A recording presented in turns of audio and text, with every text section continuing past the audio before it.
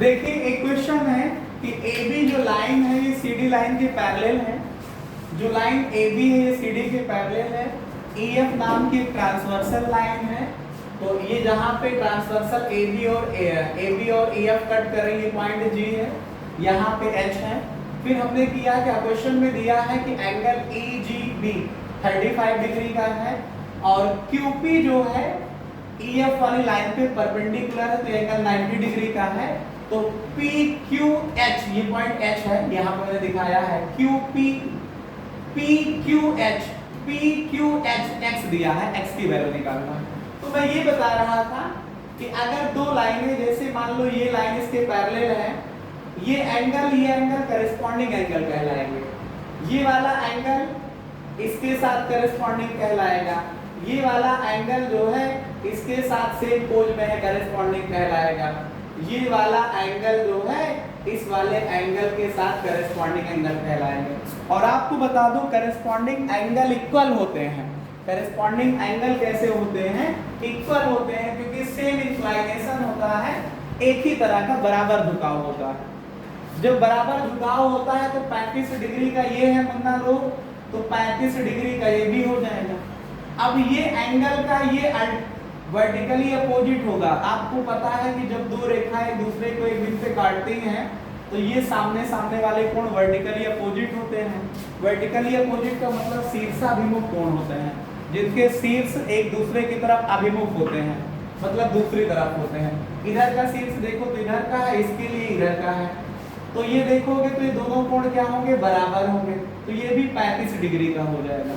तो आप देखोगे इन ट्रायंगल QPH में x एक कोण ये हुआ 90 का, एक कोण ये हुआ 35 का।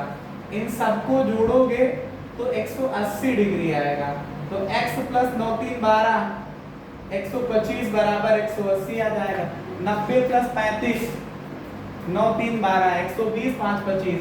यहाँ से x निकालोगे तो 180 माइनस का 125 आ जाएगा। तो आपके पास आ जाएगा 180 से 125 घटाओ तो 55 डिग्री आ जाएगा। 5 2 7 1 8, हाँ सही है। तो आप इस तरह के क्वेश्चन अगर आप कंपटीशन में तो ऐसे सीधा x की वैल्यू निकाल के 55 दिखा सकते हैं। अगर आप 9th 8th 10th में क्वेश्चन ऐसा आता है तो आप करोगे क्या? विधिवत ये बात लिखना पड़ेगा। कैसे लिखोगे?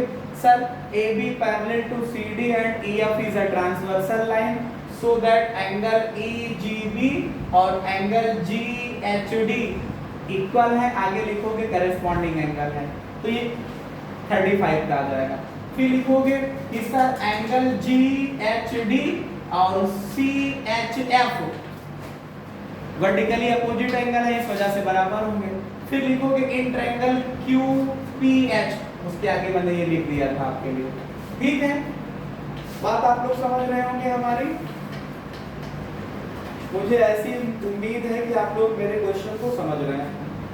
और समझिए, जैसे मान लो ये लाइन है, एक ये लाइन है, इस लाइन को कहा जा रहा है AB है और ये लाइन कहा जा रहा है CD है। AB और CD पैरेलल लाइनें हैं, ये लाइन इसके पैरेलल है।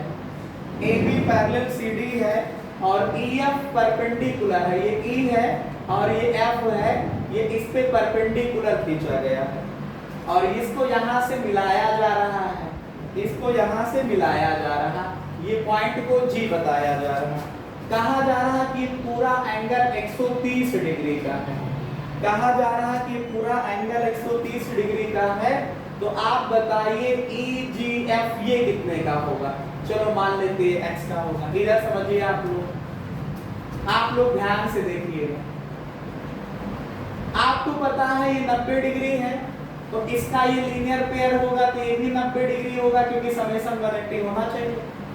इधर देखिए ये 90 डिग्री है तो ये भी तो परपेंडिकुलर है, तो यहाँ तक ये 90 डिग्री होगा और ये पूरा एंगल 130 का है, तो ये कितना हुआ? 40 डिग्री का। कितना हुआ? ये 40 डिग्री का। ये बात समझ पा रहे हो? ये पूरा हुआ 130, इतना है 90 डिग्री, तो कितने का बचेगा? 40 डिग्री का। अब ये ट्रायंगल देखिए, इन ट्रायंगल GFE को देखिए, एंगल G पे x बन रहा है, F पे 90 डिग्री बन रहा है और E पे कितना बन रहा है? ट्रायंगल के अंदर 140, समेशन 180 आएगा, x प्लस ये जोड़ोगे तो 130 आ जाएगा बराबर 180 डिग्री। तो x की वैल्यू 180 डिग्री माइनस 130 डिग्री, मतलब आपका आ जाएगा ये 50 डिग्री।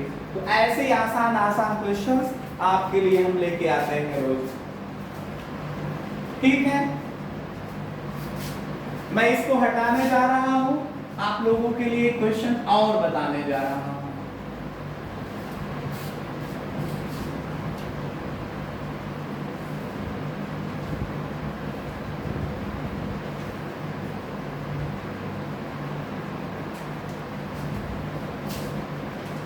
एक क्वेश्चन ऐसा बना हुआ है, ये एक लाइन है, एक ये लाइन है, इसको ऐसे आप बढ़ा दीजिए, इसको यहां से मिला दीजिए, ये 55 डिग्री का एंगल है और इसका नाम है EF।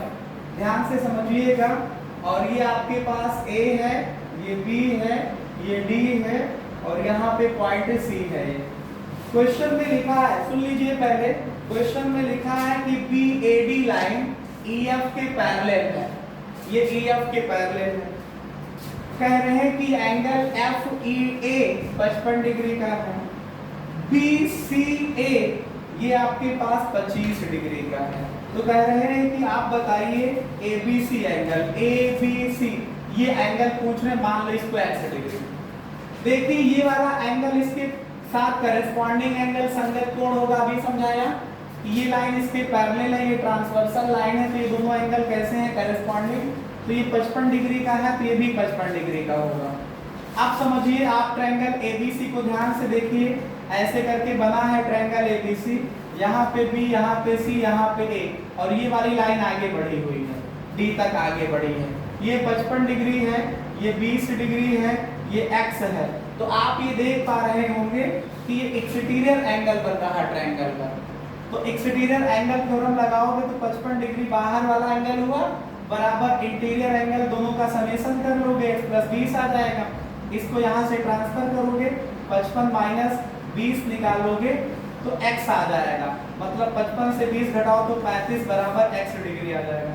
तो इस तरह से करते हुए मैंने आपको बहुत सारे ऐसे क्वेश्चंस कराए जिसमें x की वैल्यू निकालना था या एंगल की वैल्यू निकालना था। इसमें दो फार्मूले ज़्यादा लग रहे थे।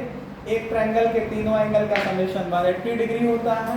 जब दो लाइनें पैरेलल होती हैं तो अल्टरनेट एंगल इक्वल होते हैं, करेस्पॉन्डिंग एंगल इक्वल होते हैं, वर्टिकली अपोजिट एंगल इक्वल होते हैं, और एक्सटीरियर एंगल थ्योरम लग रही थी। तो आप लोग इन बातों को सीखेंगे, उसके बिहाफ पे ऐसे क्वेश्चन से सॉल्व किए जा सकेंगे।